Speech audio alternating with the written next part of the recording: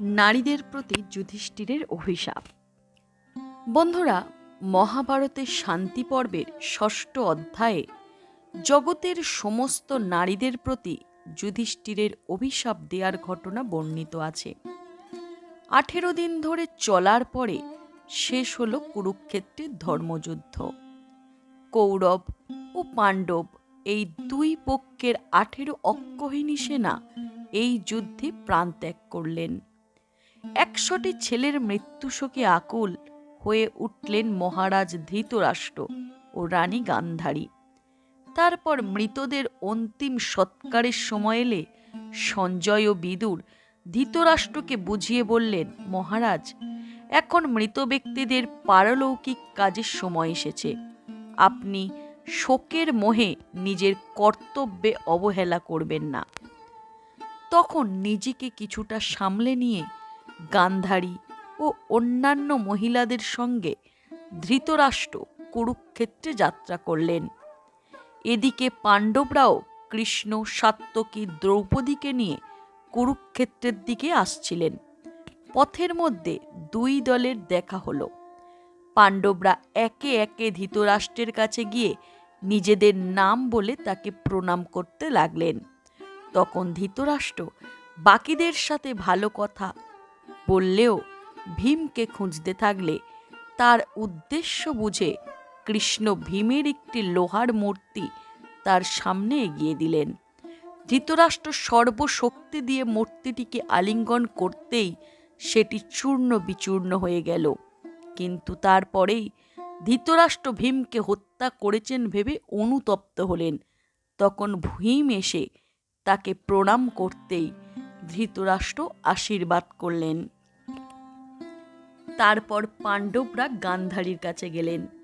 তাকে রাগে দুঃখে আকুল দেখে তার রাগ কমানোর জন্য যুধিষ্ঠির গান্ধারীর পায়ে ধরতে গেলেন। সেই সময় গান্ধারী তার চোখের বাঁধনির ফাঁক দিয়ে যুধিষ্ঠিরের হাতের নখ দেখতে পেলেন। তার ফলে যুধিষ্ঠিরের সুন্দর নখ কুৎসিত হয়ে গেল। এই দেখে পাণ্ডবরা অত্যন্ত ভীত হয়ে গেলেন। এই দেখে পাণ্ডবরা ভয় পেয়ে গেলে সেখানে উপস্থিত মহামুনি ব্যাস ও অন্যান্য ঋষিরা বিভিন্ন উপদেশ দিয়ে গান্ধারীর মন শান্ত করলেন। তখন গান্ধারী মায়ের মতো করে পাণ্ডবদের সান্ত্বনা দিলেন। উপযুক্ত সময় এলে যুধিষ্ঠিরের আদেশে ধৌম, বিদুর, সঞ্জয়, ইন্দ্রসেন প্রভৃতিরা শত শত চন্দন কাঠের চিতা তৈরি করে যুদ্ধে নিহত বীরদের দেহের সৎকার করলেন। তারপর ধৃতরাষ্ট্রকে সামনে রেখে সবাই মিলে গঙ্গার তীরে গেলেন ও বিধি অনুযায়ী তর্পণ করলেন।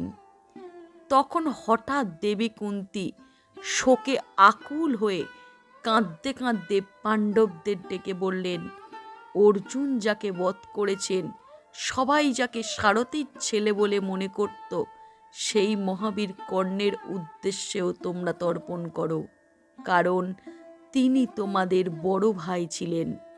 ভগবান সূর্যদেবের ঔরসে আমার গর্ভ থেকেই তার জন্ম হয়েছিল। এই কথা শুনে পাণ্ডবরা বিস্ময়ে ও শোকে বাকরুদ্ধ হয়ে গেলেন। যুধিষ্ঠির বললেন, মা, আপনি এসব কথা আগে বলেননি কেন? অভিমন্যু, দ্রৌপদীর 5 ছেলে এবং নিজেদের আত্মীয় ও বন্ধুদের মৃত্যুতে আমরা যত না দুঃখ পেয়েছি, কর্ণের জন্য তার শতগুণ বেশি দুঃখ এখন আমাদের পেতে হচ্ছে। আমরা যদি তার সঙ্গে মিলিত হতে পারতাম, তবে ত্রিভুবনের কোনো জিনিসই আমাদের নাগালের বাইরে থাকতো না, এই ভয়ঙ্কর যুদ্ধও হতো না। তারপর যুধিষ্ঠির কর্ণের স্ত্রীদের সঙ্গে কর্ণের উদ্দেশ্যে তর্পণ করলেন। আত্মীয়দের সৎকার ও তর্পণের পর অশৌচের সময় কাটানোর জন্য যুধিষ্ঠির 1 মাস গঙ্গা তীরে থাকার সিদ্ধান্ত নিলেন। সেই সময় ব্যাস, নারদ, দেবল প্রভৃতি মহর্ষিরা এবং বেদজ্ঞ স্নাতক ব্রাহ্মণরা তাদের সঙ্গে দেখা করতে এলেন।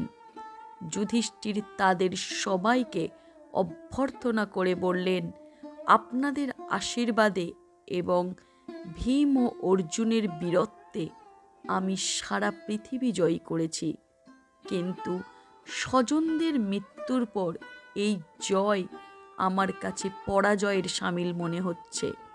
বিশেষত কর্ণের মৃত্যু আমাকে সবচেয়ে বেশি কষ্ট দিচ্ছে। তিনি যে আমাদের ভাই একথা জানার পরেও কৃতজ্ঞতার জন্য কর্ণ দুর্যোধনের পক্ষ ছেড়ে যাননি। পাশা খেলার সময় কৌরবরা যখন আমাদের অপমান করছিল, তখন কর্ণের পায়ের সঙ্গে আমাদের মায়ের পায়ের মিল দেখে আমার রাগ কমে গিয়েছিল, কিন্তু এই মিলের কারণ তখন আমি বুঝতে পারিনি। এই বলে যুধিষ্ঠির চোখের জল ফেলতে লাগলেন। দেবর্ষি নারদ তখন কর্ণের জন্ম ও অস্ত্র শিক্ষার সব ঘটনা বর্ণনা করে বললেন, মহারাজ, এটাই কর্ণের নিয়তি ছিল। তার গুরু ভগবান পরশুরাম এবং একজন ব্রাহ্মণ তাকে অভিশাপ দিয়েছিলেন।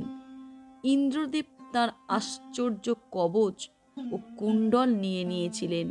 এই সব কারণে এবং বাসুদেব কৃষ্ণের কূটনীতির ফলেই কর্ণ যুদ্ধে অর্জুনের হাতে নিহত হয়েছেন। তার জন্য আপনার শোক করা উচিত নয়। এই সব কথা শুনে কুন্তী কাতর হয়ে বললেন, যুধিষ্ঠির, আমি নিজে কর্ণের কাছে প্রার্থনা করেছিলাম, ভগবান সূর্য দেবতাকে অনুরোধ করেছিলেন, তবুও আমরা তোমার সঙ্গে কর্ণের মিল করাতে পারিনি। এই বলে কুন্তী দেবী অঝরে কাঁদতে লাগলেন।